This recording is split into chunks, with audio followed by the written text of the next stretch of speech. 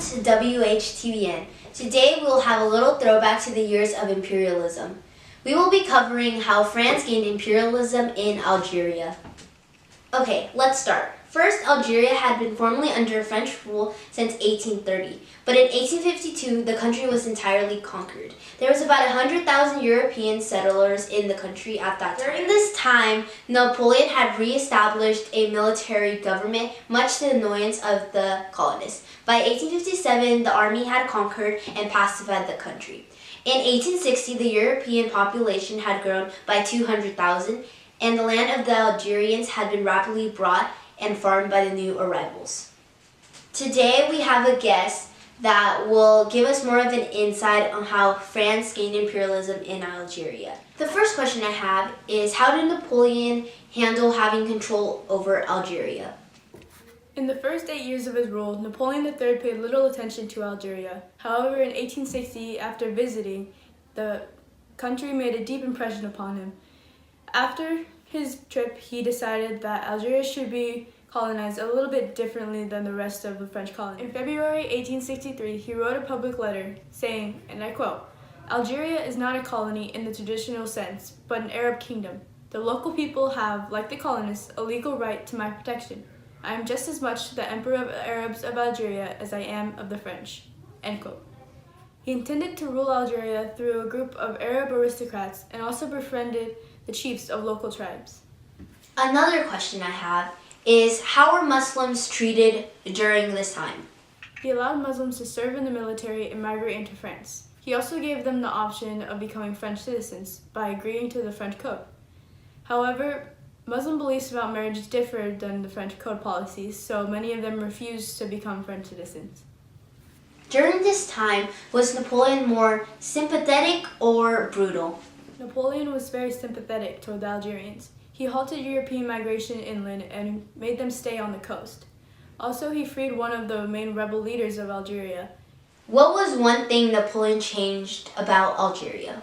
Napoleon also changed the land laws in Algeria, which was well-intentioned, but resulted in a lot of tribal lands being given to many individual landowners instead.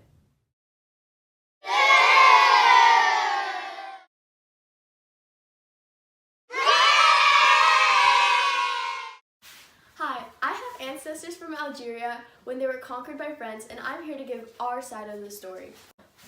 The occupation of Algiers was additionally designed to enhance the declining prestige of the French monarchy. Before the plans for the consolidation and extension of the French rule could be put into effect, however, the Bourbon dynasty and its government were overthrown by revolution. In 1830, the French decided to continue the occupation and set out on a full-scale invasion of Algiers and imposed their French rule. We were captured after 3 weeks, and France annexed the rest of the occupied areas in 1834. There was a large influx of Europeans, mainly of peasant farmer or working class origins from southern areas of Italy, Spain, and France. The French authorities took possession and redistributed the land used by tribes, religious foundations, and villages.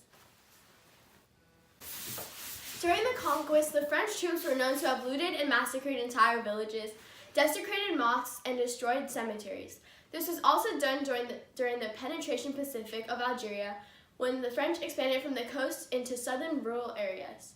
This conquest was completed by the suppression of the independent Berber republics in Kabylia in 1857. Algeria was declared an integral part of the French territory, and French citizens in Algeria were able to elect deputies to the Assembly in Paris. Algerians, however, were made into automatic French subjects and were not given the rights as other French citizens.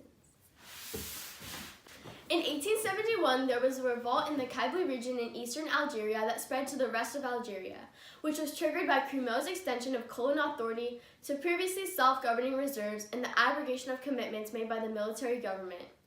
Crémeau was also responsible for the 1870 Crémeau Decree that issued the Jewish minority in Algeria French citizenship.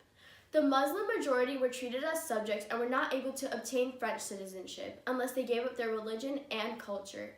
This revolt was put down by French troops, and French authorities imposed stern measures, such as the further confiscation of tribal lands that were intended to publish the entire Muslim population.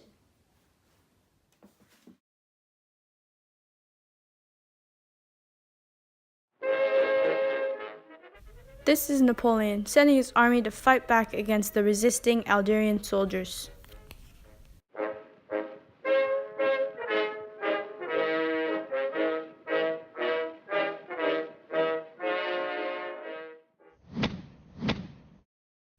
At this point, all men were being brought in to fight in war. If they weren't ready to fight, they were considered traitors of France. He was in denial about what was really going on. Calling it a war would mean France was fighting against Algeria, but France is a united country, and this is just a little bit of a small problem. The French were even invading Algerian homes. Many of the resisting Algerians attempted to fight back against the French.